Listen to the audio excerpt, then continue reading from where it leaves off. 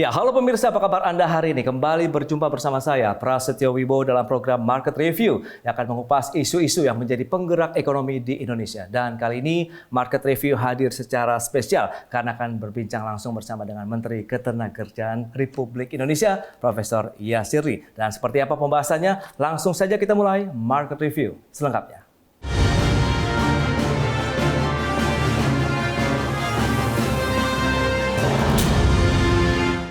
Ya, pemirsa, untuk membahas tema kita kali ini terkait dengan strategi efektif menekan tingkat pengangguran, sudah hadir tentunya bersama saya secara spesial. Beliau adalah Profesor Yasirli, Menteri Ketenagakerjaan Republik Indonesia. Halo Pak Menteri, apa kabar? Kabar baik, Mas Pras. Terima kasih atas kesempatan yang diberikan. Sama-sama. Dan kita akan berbincang terkait dengan dunia tenaga kerja di Indonesia. Lantas review Anda terkait dengan pemetaan dunia kerja di Indonesia dengan permasalahan yang dihadapi saat ini sudah seperti apa saat ini? Silakan Pak Menteri. Iya, jadi kalau saya lihat kita itu ada 3 ya permasalahan utama terkait dengan ketenagakerjaan. Yang pertama itu adalah link match antara supply calon pencari kerja dengan kebutuhan dunia kerja. Inilah yang mungkin dalam bahasa sederhana muncul menjadi tingkat pengangguran. Ya. Oke. Kemudian yang kedua permasalahan kita adalah terkait tentang penegakan norma. Ya, ketenagakerjaan di industri dan juga termasuk di dalamnya norma K3. Baik. Oke. Nah, kemudian yang ketiga ada juga tantangan terkait dengan masih rendahnya produktivitas tenaga kerja kita. Nah, 3 inilah yang menurut kami menjadi tantangan besar yang akan kita jawab nanti dalam program dalam 5 tahun ke depan Kementerian Ketenagakerjaan. Baik, kalau kita spesifik terkait dengan angka pengangguran sendiri nih, Pak Menteri, lantas bagaimana Anda melihat begitu angka pengangguran di Indonesia? Apakah lagi-lagi bicara mengenai makroekonomi Indonesia saat ini itu menjadi salah satu trigger tidak sih? Iya, jadi angka pengangguran, Mas Pras, sekarang itu kan tingkat pengangguran 4,91 ya. Oke. Jadi sebenarnya kalau kita lihat tren, ya 5 tahun terakhir itu sudah ada perbaikan. Betul. Paling tinggi itu tahun 2020 itu sekitar 7 malah, gitu ya. Kemudian artinya apa? Jadi kalau kita lihat di sini improvement itu ada, gitu ya. Tapi tentu melihat kondisi yang semakin dinamis saat ini juga kondisi global, gitu ya. Tentu ini harus kita tekan, gitu ya.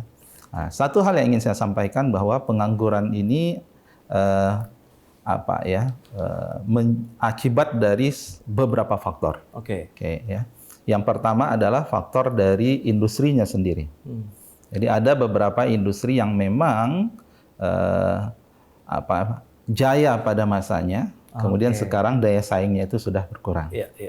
Kemudian juga ada terkait dengan kondisi makro seperti Mas Pras sampaikan tadi, gitu ya. Jadi ada penurunan daya beli dan seterusnya. Maka industri-industri spesifik kemudian menjadi kehilangan pasarnya.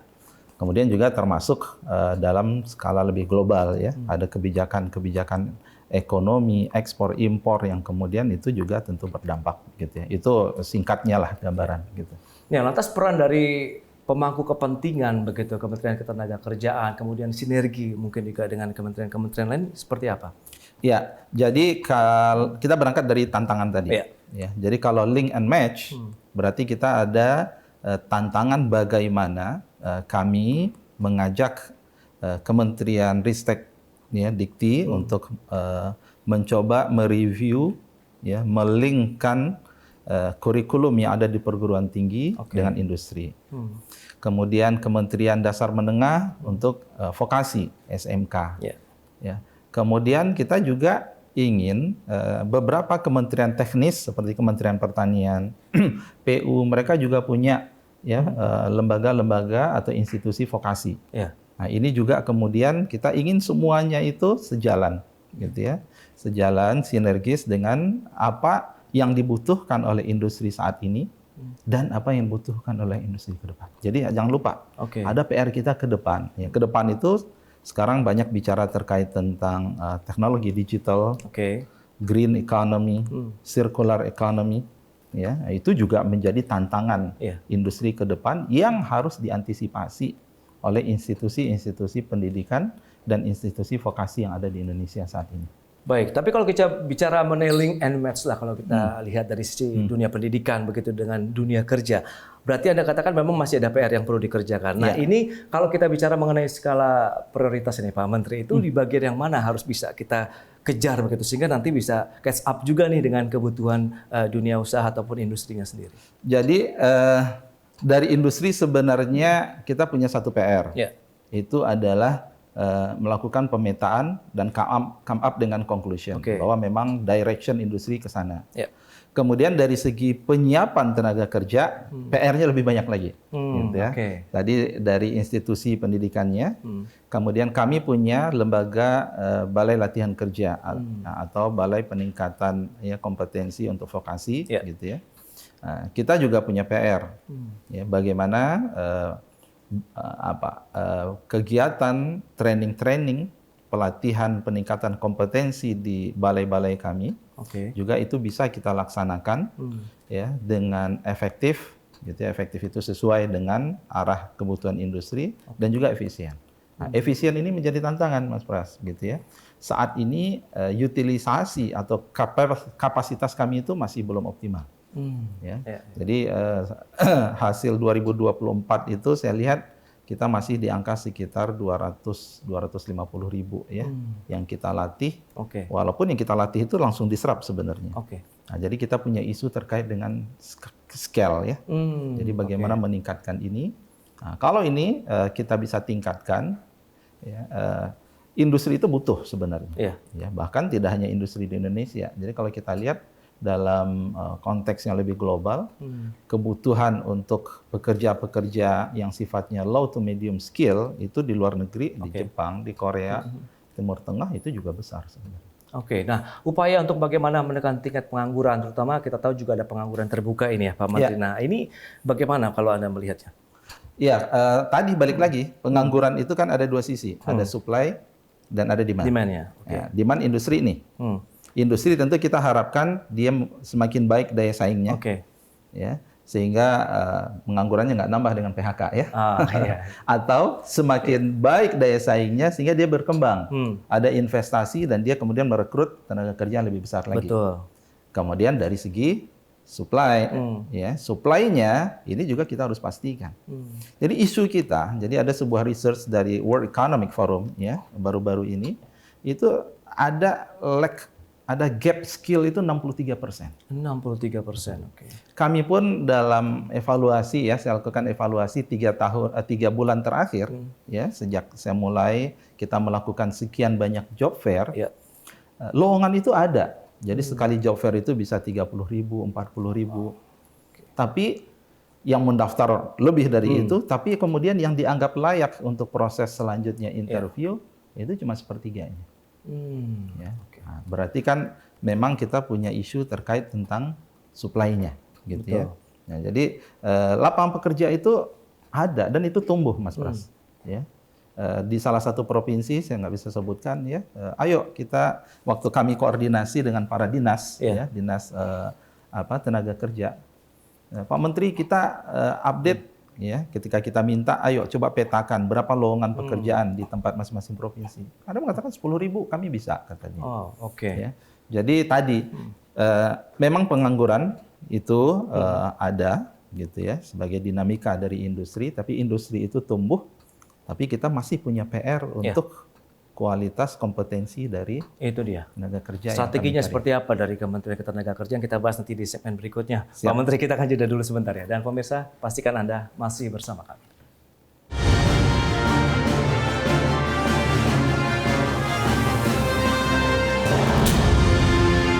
Ya, terima kasih Anda masih bergabung bersama kami dalam Market Review, pemirsa, dan kita akan lanjutkan kembali perbincangan bersama dengan Menteri Ketenagakerjaan Republik Indonesia, Profesor Yasirli. Baik, Pak Menteri, lantas bicara mengenai strategi, apa yang sudah disiapkan dari Kementerian Ketenagakerjaan untuk menyikapi tadi scale up dari tenaga kerja Indonesia, kemudian bagaimana gap tadi dari sisi skills ini juga bisa terisi? Iya, kita memang yang pertama yang memang menjadi tupoksi kami adalah penyiapan tenaga kerja. Ya, jadi terkait dengan kompetensi, kami sudah sisir ulang lagi. Ya, kita itu sebenarnya skema pelatihan kompetensi, skema kompetensi ya, kompetensi itu ada ribuan. kita udah sisir lagi mana yang prioritas sesuai dengan kebutuhan industri dan juga kemudian cita-citanya Pak Presiden. Yeah. Kemudian kita mulai membuat lebih efisien sehingga angka kapasitasnya lebih besar. Solusinya kombinasi online dengan offline. Oke. Yang ketiga, ya, kalau tetap menggunakan anggaran pemerintah itu nggak akan bisa tetap banyak.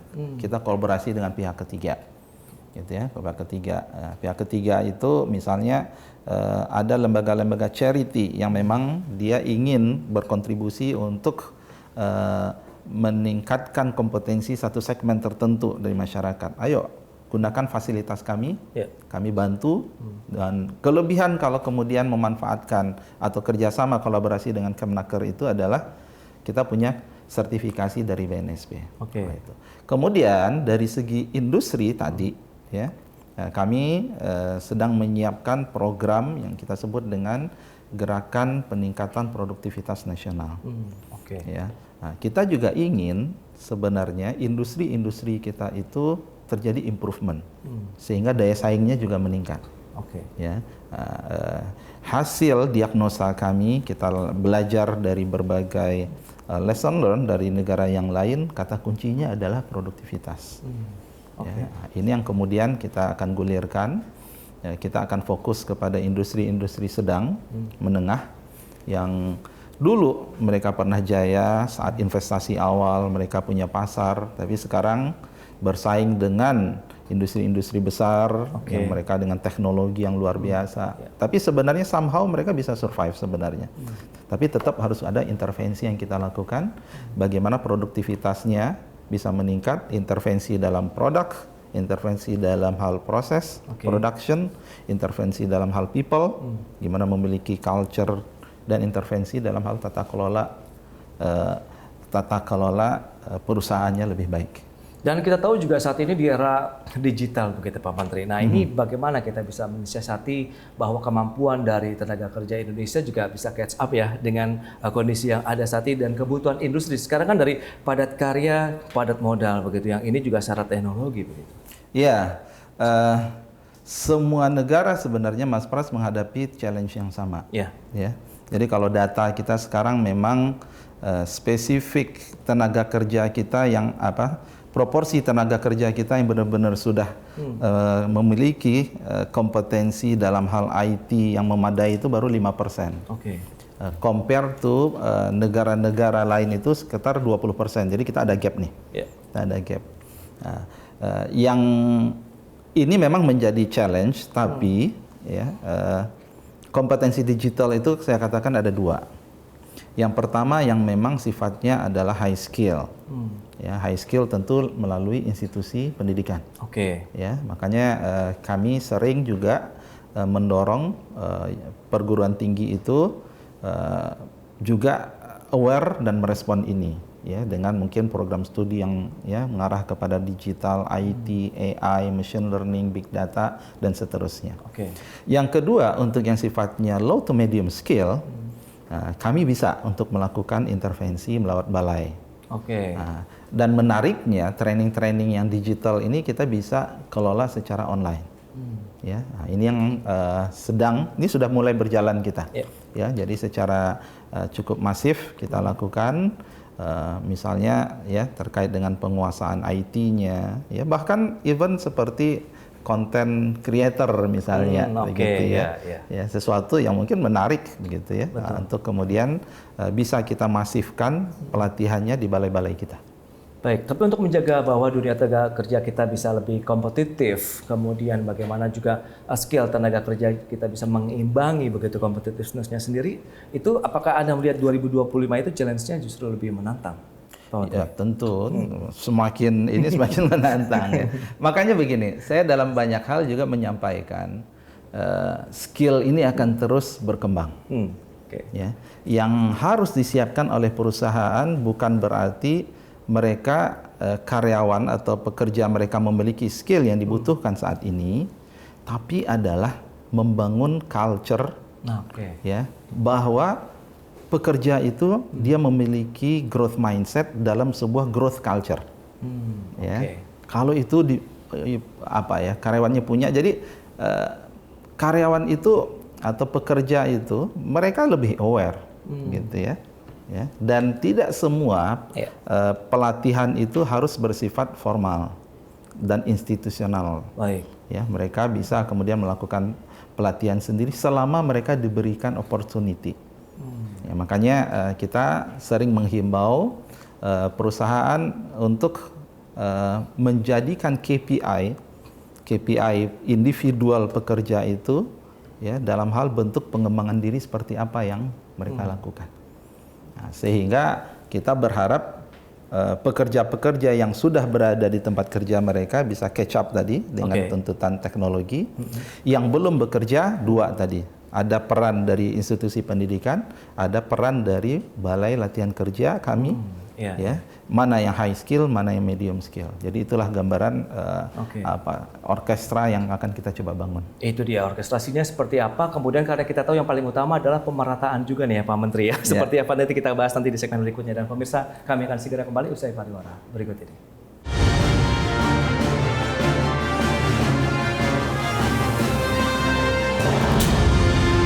Ya, Anda masih menyaksikan Market Review bersama dengan Profesor Yasiri, Menteri Ketenagakerjaan Republik Indonesia. Nah, bicara mengenai pemerataan skill, kemampuan dari tenaga kerja Indonesia begitu. Karena kita tahu arus investasi pemerataannya juga sudah mulai melebar, tidak hanya di Pulau Jawa saja nih Pak Menteri. Lantas skill apa saja yang dibutuhkan, kemudian action yang sudah dilakukan dari Kemenaker sendiri seperti apa? Ya, ini menarik nih Mas Pras ya, karena Indonesia ini kan memang luas ya.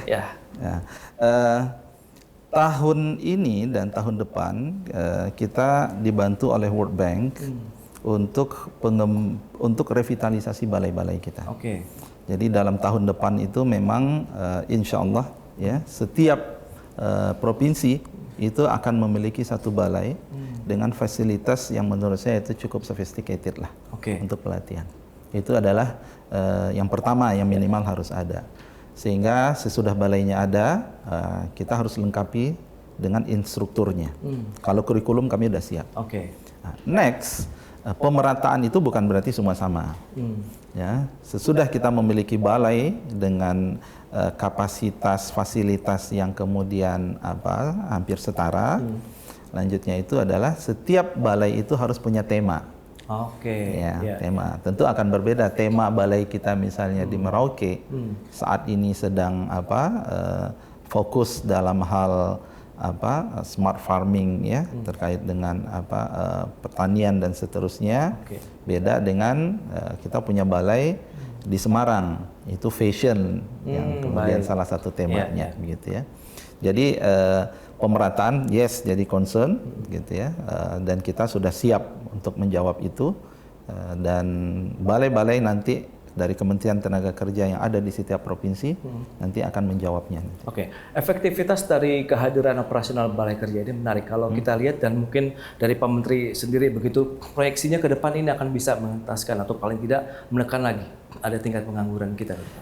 Saya cukup optimis ya, kalau angka kan kalau pengangguran ini sekarang 491 tentu nggak akan kita bisa tekan nol ya. Ya, karena kan setiap tahun selalu ada angkatan kerja baru yang butuh dia waktu untuk mulai mencari kerja dan seterusnya ya. Jadi turun gitu ya. Saya optimis, dan kemudian kapasitas ya. Kami juga punya target sebenarnya idealnya total yang kami lakukan skilling, reskilling, skilling itu ya, harus sampai 1 juta angkanya. 1 juta per tahun, ya. Dan itu adalah harus kolaborasi, tidak hanya Kementerian Ketenagakerjaan, tapi kemudian dinas, ya, dinas tenaga kerja provinsi, kota, kabupaten, SMK, politeknik, gitu ya.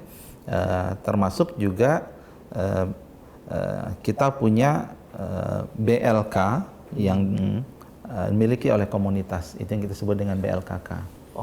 Ya, jadi ini harus menjadi sebuah tadi orkestrasi bersama tadi, gitu ya. Nah, dan kami akan mengawal nanti directionnya, gitu ya. Jangan sampai kemudian pelatihannya tidak relevan dengan kebutuhan industri saat ini atau ke depan, gitu ya. Nah bicara mengenai penciptaan lapangan kerja, tentu kan pemerintah juga memikirkan bagaimana mereka yang seperti yang Pak Menteri katakan begitu, ada yang sudah terkena PHK, kemudian ada angkatan kerja baru juga ini gimana nih supaya tidak bentrok begitu nih Pak Menteri? Ya, penciptaan lapangan kerja sebenarnya kami sudah sepakat ya di Kabinet Merah Putih di bawah arahannya Pak Presiden bahwa penciptaan lapangan kerja bukan tanggung jawab Kementerian Tenaga Kerja gitu ya saja, mungkin boleh dalam tanda kutip begitu ya. Jadi Kementerian Perindustrian bertanggung jawab untuk memastikan bahwa industri manufaktur kita tumbuh. Kemudian Kementerian Pertanian juga memastikan bahwa industri pertanian kita tumbuh. Ya, Kementerian terkait dengan investasi memastikan investasi itu masuk sehingga menciptakan lapangan kerja. Gitu ya. Kementerian SDM bagaimana kemudian terkait tentang energi yang ada di kita, sumber daya kita bisa teroptimalkan. Itu harus menjadi satu kesatuan. Dan saya sekali lagi optimis sebenarnya. Jadi Pak Presiden kan sudah punya program terkait dengan swasembada pangan. Betul. Ya, kemudian terkait tentang hilirisasi, ya, terkait dengan smart farming, ya, kemudian ketahanan pangan dan seterusnya, ya. Ini akan menjadi sebuah sebuah inisiator boosting untuk penciptaan lapangan kerja sebenarnya. Baik. Nah, tinggal meantime in between-nya yang menjadi tantangan. Ya, kalau industri hilirisasi nanti gitu ya akan terwujud investasi baru, itu kan butuh waktu ya.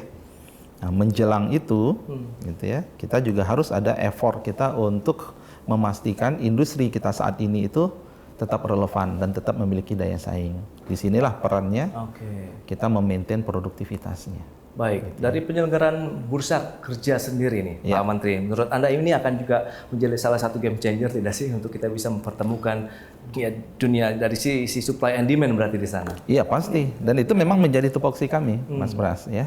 Jadi memang kita melaksanakan job fair, ya. Kita target misalnya sekali sebulan, satu kali sebulan gitu ya, dan itu kita laksanakan pindah-pindah ya di kota-kota besar. Itu adalah sesuatu event yang sifatnya hanya yang kita memang sengaja buat itu dalam konteks offline. Tapi kita itu punya platform siap kerja. Ya, inilah kalau dalam dalam konteks dengan negara lain itu disebut dengan Labor Market Information System. Ya, jadi setiap saat itu open sebenarnya. Ya, ini juga yang sedang kita improve sekarang. Ya, jadi job fair ya, platform yang kita miliki itu memang sengaja kita desain untuk mempertemukan antara pencari kerja dan lowongan kerja. Dan perusahaan itu ada regulasinya, wajib melaporkan kepada Kementerian Ketenagakerjaan ketika mereka memiliki lowongan lapangan kerja. Nah, disinilah titik sambungnya itu, ya. Dan kita berusaha memang menjadikan ini menjadi suatu platform yang besar di situ. Baik, optimisme terakhir Pak Menteri terkait dengan dunia tenaga kerja di Indonesia, terutama di tahun 2025 ini dengan beragam strategi inovasi yang sudah ditelurkan ataupun dirilis saat ini. Iya, tantangannya cukup besar tahun ini. Terutama menjawab hasil dari judicial review dari MK, Undang-Undang Ciptaker. Jadi kalau Mas Pras lihat Undang-Undang Ciptaker yang di JR-kan, beberapa pasalnya itu kemudian dibatalkan.